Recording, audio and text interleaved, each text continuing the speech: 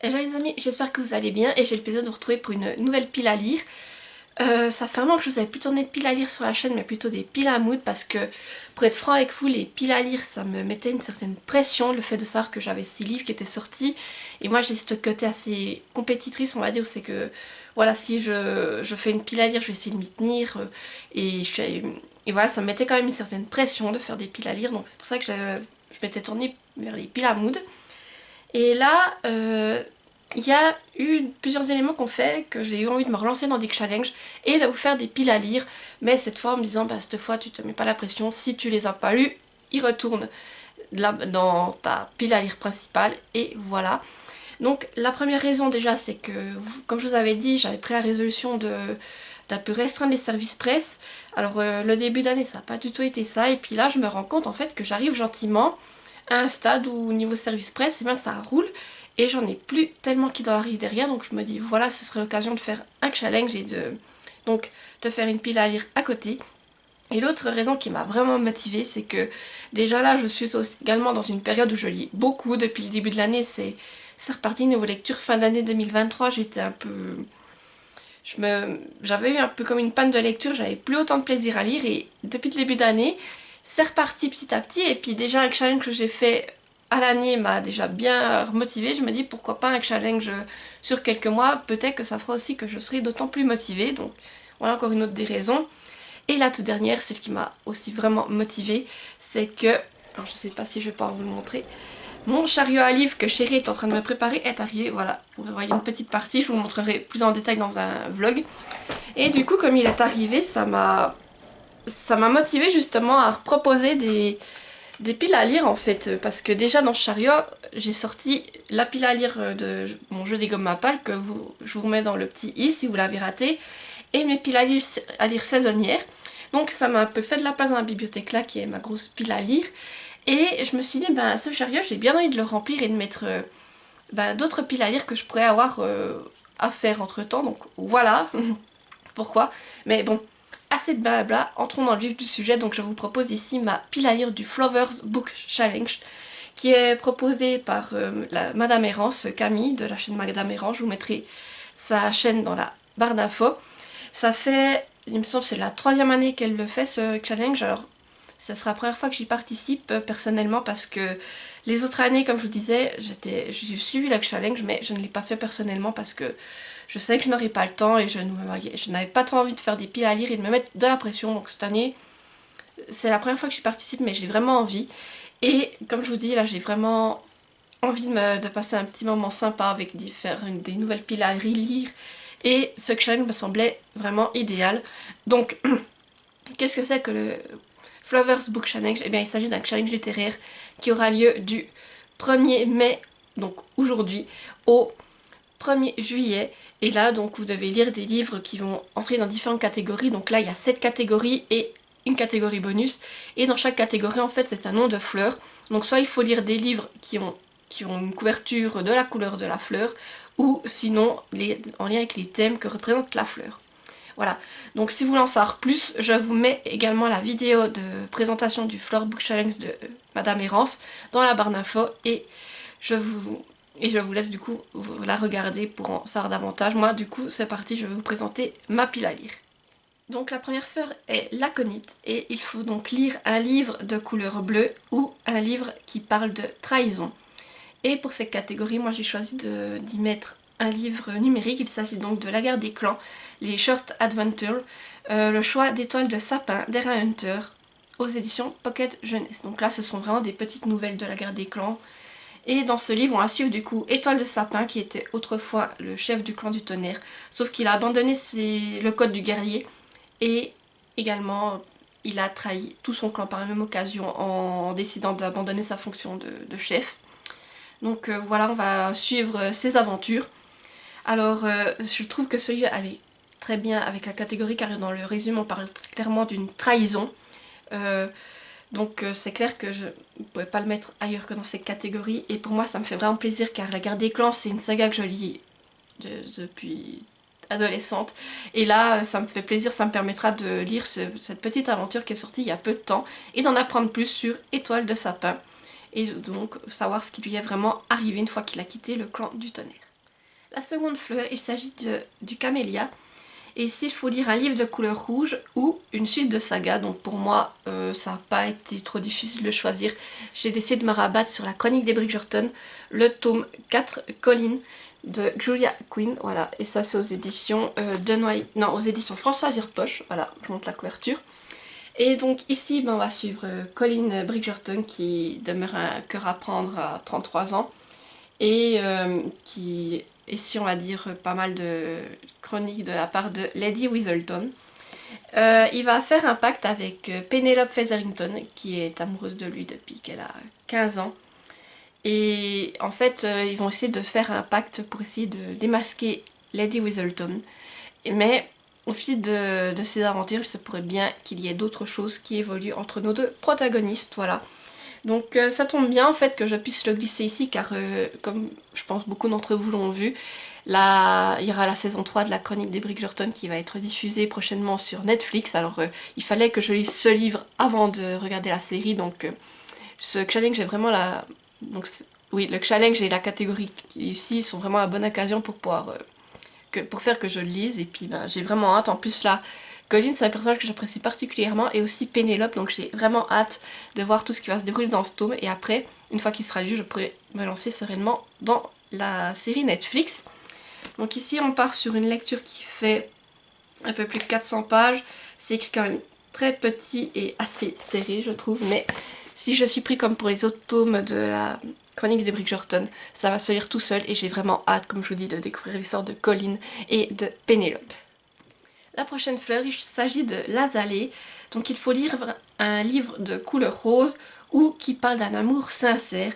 Donc là j'ai cherché et finalement je me suis décidée pour lire également une suite, on va dire un petit hors-série d'une saga. Il s'agit du tome 6.5 des Liens de sang Union de Laure Arbogast et c'est en auto-édition. Voilà, je vous mets la couverture ici car c'est une lecture que je vais faire en numérique. Et là, comme c'est dit, on va assister au mariage de deux de nos protagonistes de la saga. Voilà. Donc pour moi, un amour pur, un amour sincère. Je voyais vraiment ces deux protagonistes car ils ont vécu énormément de choses pendant les 6 tomes de la saga. Et c'est vrai que je me disais que le fait de mettre leur mariage, ça signifie vraiment leur amour, ça montre leur amour et le fait qu'ils vont se dire oui. Même si apparemment durant le mariage tout ne va pas se passer comme prévu, mais voilà, tout ce qu'ils ont traversé pour moi c'est vraiment un amour pur. Et voilà, je ne pouvais pas le mettre ailleurs. Et ce sera également l'occasion de retourner un coup dans cet univers et d'assister à ce mariage aux côtés de nos personnages. Donc je suis vraiment ravie. Et d'un certain côté, je pense que je suis un peu triste également car après, ce sera terminé au niveau de cette saga et ce sera dur de dire au revoir à tout ce petit monde et à cet univers que j'aime tellement. La fleur suivante, il s'agit de l'œillet. Et là, il faut lire un livre de couleur verte ou qui est Good Vibes. Alors j'ai réfléchi et j'ai décidé de mettre le premier tome de Rulantica, l'île secrète de Michaela Anouer aux éditions Michel Lafon. Voilà, je vous montre la couverture. Et pour vous faire une petite histoire, en fait, c'est vrai que ce livre n'est peut-être pas forcément good vibes quand on le voit comme ça. Mais moi, c'est l'histoire qui se cache derrière l'achat du livre, en fait, qui est good vibes pour moi et qui me fait vraiment penser à des superbes moments. C'est pour ça que j'ai décidé de le mettre. En fait, ce livre, je l'ai acheté à Europa Park. Quand on y est allé, en période de Noël. Donc déjà là, c'était féerique. On a passé des moments inoubliables avec mon chéri. C'était vraiment une ambiance good vibes, comme on dit. Et le fait de le lire, je suis repensée à tout ça. Et c'est ça qui va me mettre dans du good vibes. Parce que je sais que si je le lis aussi, je vais attendre de retourner à Europa Park pour me procurer la suite. Donc...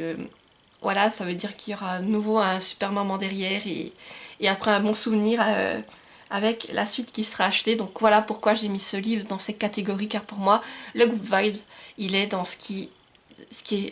toute l'histoire qui est liée à ce livre, en fait, à son achat. Et les bons moments qu'on a passés à Europa Park avec mon chéri. Voilà. Donc c'est pour ça que j'ai décidé de le mettre là-dedans. Après je pense que ce sera peut-être Good Vibes parce que c'est vraiment un super beau livre. Et là on suit en fait... un jeune homme qui apprend en fait que il a une sœur jumelle qui est une sirène et qui vit dans un monde fantastique. Donc il va aller dans ce monde pour la rencontrer, et puis il se pourrait bien que ce monde soit menacé. Voilà ce que je me rappelle. Là on est sur une lecture jeunesse, il fait un peu plus de 330 pages je dirais, et c'est vraiment super beau. Car si vous voulez, c'est un livre, alors déjà toutes les pages elles sont coloriées.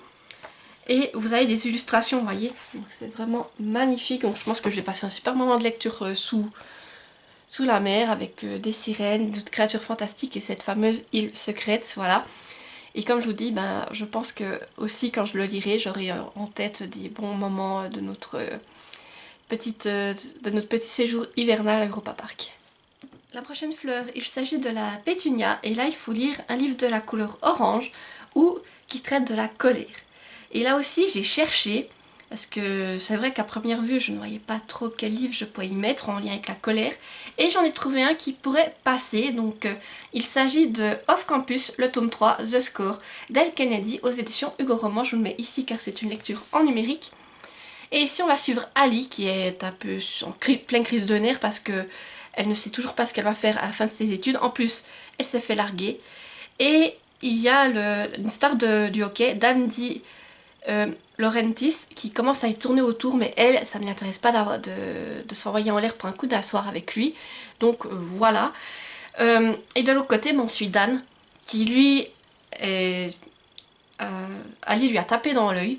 Et il voudrait bien, il ne comprend pas en fait qu'elle lui résiste, parce que pour lui c'est une star de hockey, toutes les filles, il n'a jamais de soucis avec les filles, même c'est un homme à femme on va dire clairement.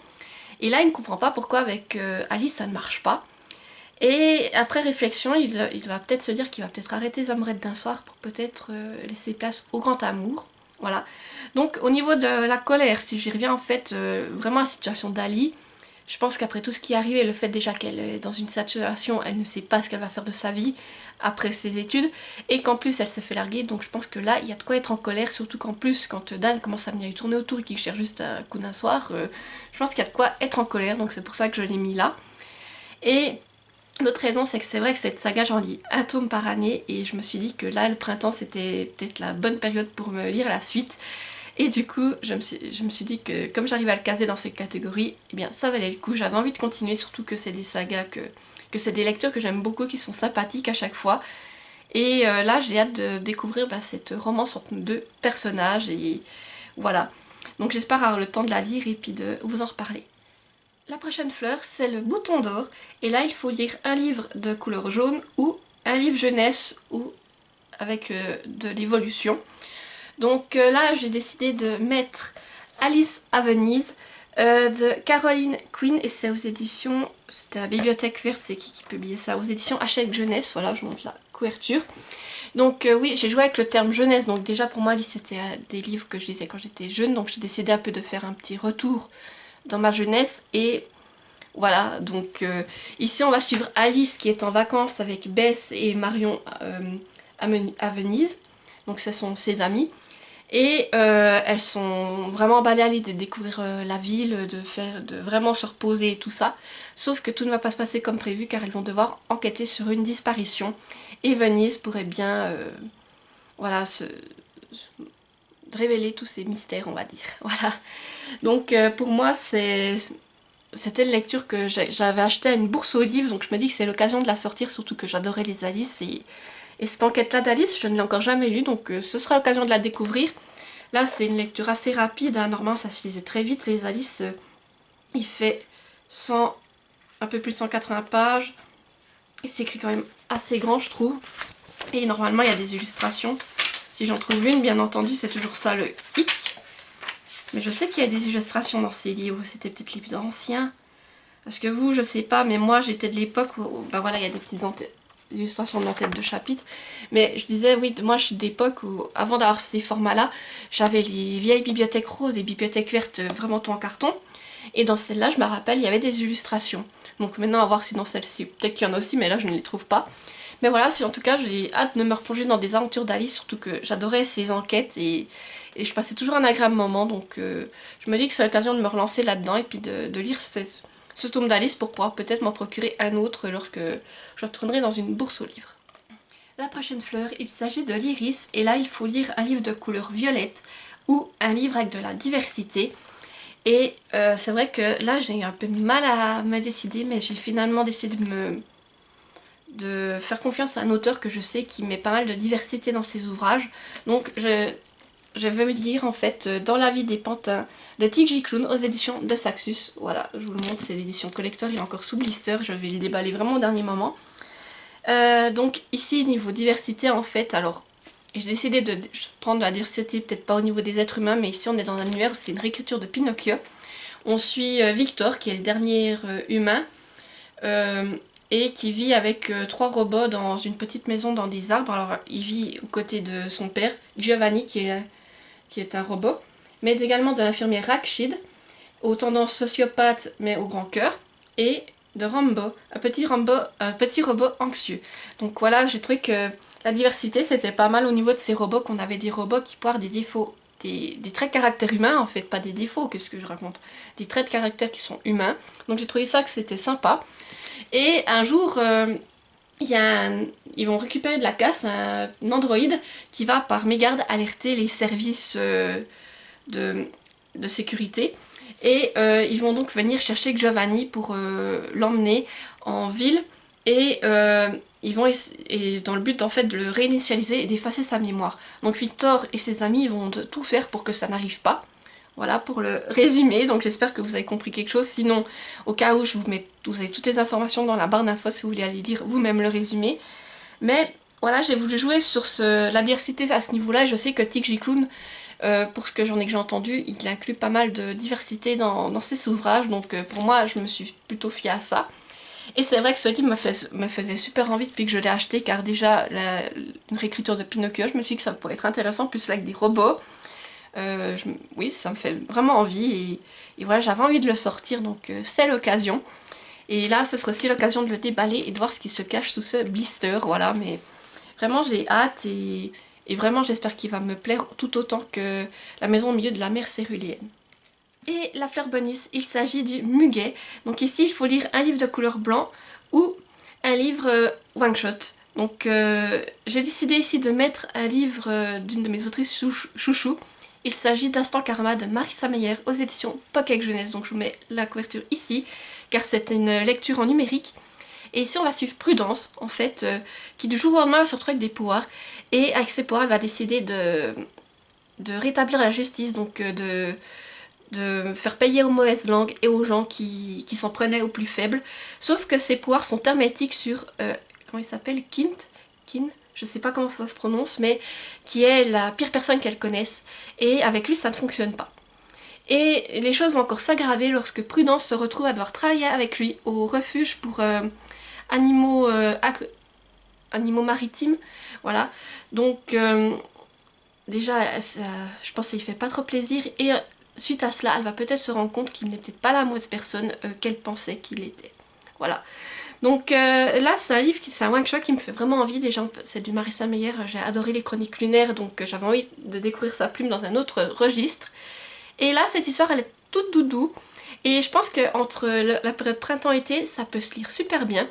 Et vraiment, j'ai hâte de découvrir tout ça et de voir ce que Marissa Meyer nous réserve avec cette lecture. Donc voilà, j'ai vraiment hâte, et ça me fait trop plaisir de me relancer dans une de ces lectures, surtout que je pense que là ça pourrait être une lecture toute mignonne, un peu doudou, et j'ai vraiment hâte de me lancer dedans.